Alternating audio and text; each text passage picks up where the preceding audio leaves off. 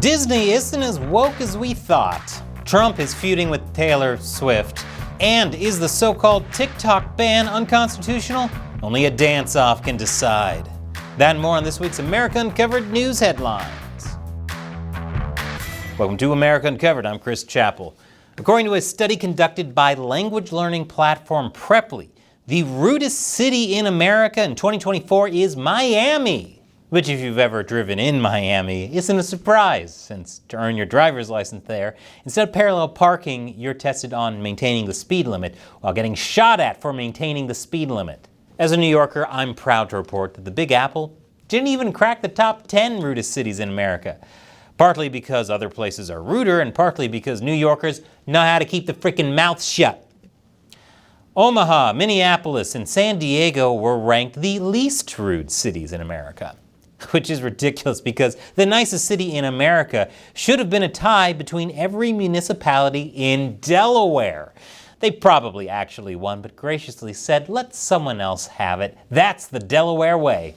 A pipeline explosion in Deer Park, Texas caused flames to shoot high into the air for over 12 hours, prompting evacuations of nearly 1,000 homes. The pipeline fire began after a vehicle drove through a fence and crashed into an above-ground valve. The vehicle and presumably the driver were incinerated in the blast. Police and local FBI agents say they haven't found any evidence of this being a terrorist attack. For all we know, it could be a Miami transplant. This fire was obviously a very tense, frightening situation for Deer Park.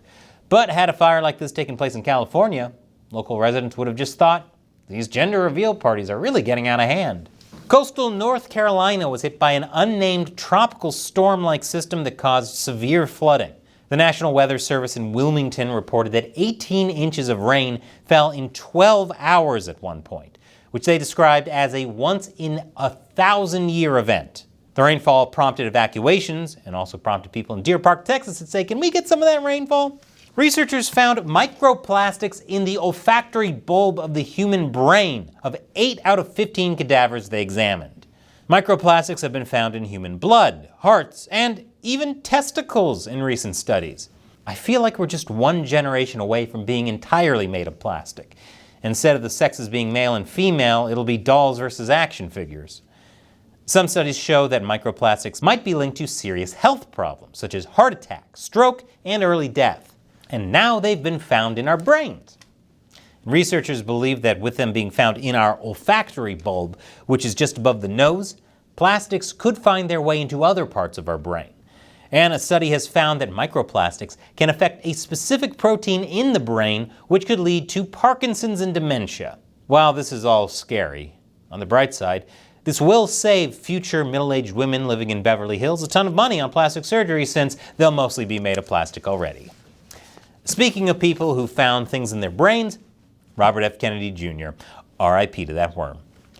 RFK Jr. says he's facing a federal investigation for beheading a whale in 1994, which is historic, as that, for sure, makes him the first person in human history to say that series of words in that order.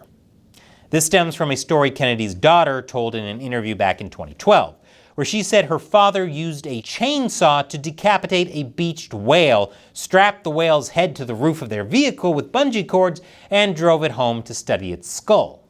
This is in addition to Kennedy admitting to moving a dead bear he found and dumping it in Central Park in New York City as a prank. Many find these stories horrifying. I find them inspiring, because whether you're into collecting fingernail clippings or used popsicle sticks, no matter what your hobby is, I guarantee you it isn't as weird as RFK Jr.'s. Kennedy claims this investigation is a weaponization of our government against political opponents. And I agree. Can't a man enjoy a pleasant day at the beach with his family, splashing in the water, throwing around a football, and chopping off the head of a massive mammal and transporting across state lines without the feds getting involved? That's a right given to us by the Founding Fathers. We have a right to bear arms and dump those bear arms in Central Park for a goof. And after the break, Disney isn't as woke as they let on. Welcome back. According to sources who spoke with IGN, Pixar allegedly made edits to Inside Out 2 to make the character of Riley seem less gay. This is after Disney allegedly blamed the film Lightyear's box office failure on a scene depicting a same-sex couple kissing. To be fair, that scene did cause the film to be banned in at least 14 countries. But also, to be fair, the movie looked mid at best. But sure, blame the same-sex kiss. I'm sure that's the only reason nobody wanted to watch a hollow cash grab about the overly serious, extensive background lore nobody cares about for a toy character in toy movies.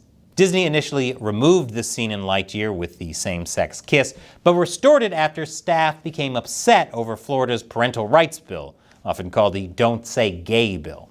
Yeah, it wouldn't be a good look speaking out against Florida Governor Ron DeSantis and calling his state laws homophobic, while at the same time removing gay representation for that sweet Middle East money.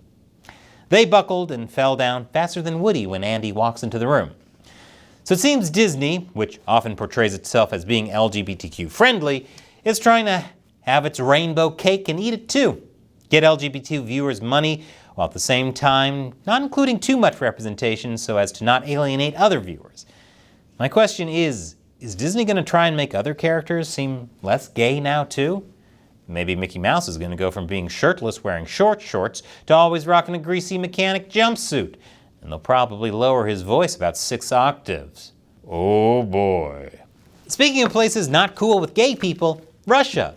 Even though a lot of their architecture looks like they asked an interior decorator, but can we make the outsides more fabulous too? Russian President Vladimir Putin ordered Russia to boost the size of its army by 180,000 troops, bringing the total number of troops to 1.5 million.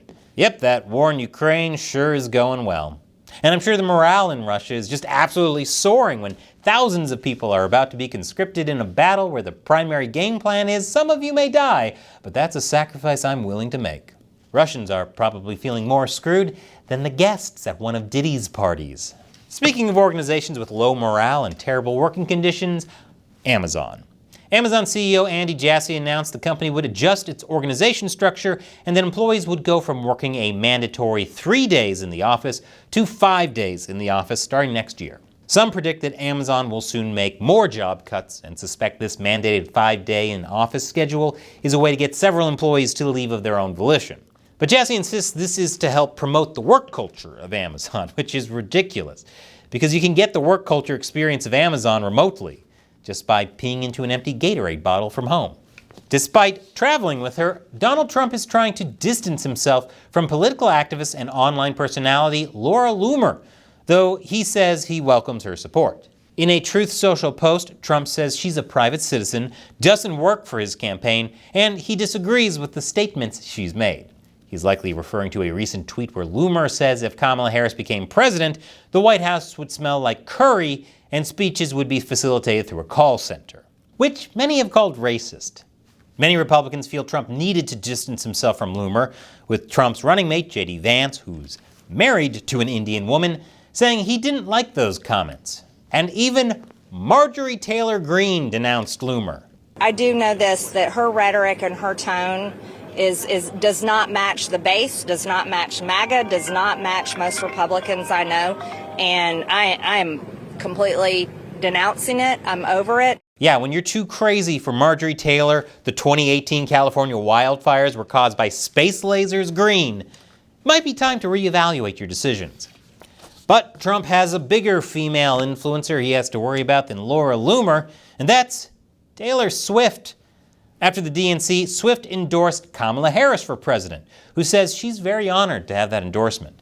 Of course, Donald Trump reacted to this with humility, saying differing opinions are what make America great.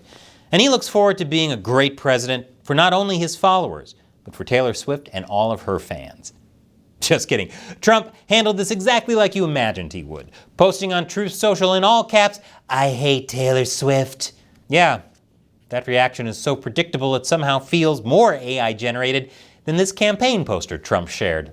So forget Democrats versus Republicans. The real battle this election season is Swifties versus MAGA. I don't know why they have to fight. Swifties and MAGA have so much in common. They both love powerful blonde business people that are born entertainers and have had some very public, ugly breakups.